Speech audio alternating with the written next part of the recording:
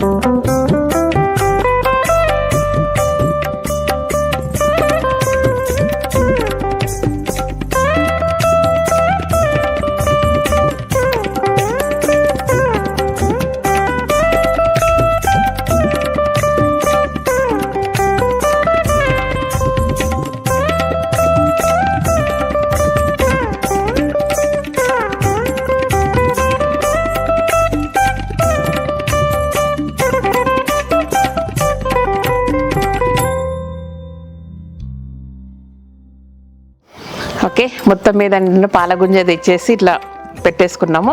యాక్చువల్గా ఊర్లలో ఏంటంటే మా వైపు పెద్ద వైట్ది ఉంటుంది ఒకటి పాలగుంజ, అది అడవి నుంచి తెస్తారు. అంటే ఆకులు లేకుండా ఓన్లీ కర్రనే వచ్చేసి పైన కట్టు ఇట్లా స్ప్లిట్ ఉండేటట్టు పెట్టి కింద ఒకటి పాలగుంజ అని పెడతారు, ఒకటి తోడుగా అనమాట. సో యాక్చువల్గా అంటే ఈ నవధాన్యాలు వేసేసి రోజు వాటర్ పోస్తున్నప్పుడు పెళ్ళయ్యాక 10 రోజులకు 11 రోజులకు ఏదో పందిరి కదిలిస్తారు కదా, ఆ టైం కల్లా నిండుగా ఇవన్నీ మొలకలు వస్తాయి. అండ్ ఆ కొమ్మకు కూడా చిగుర్లు వస్తాయి అనమాట. ఆ 15 daysలో అట్లా జరుగుతుంది.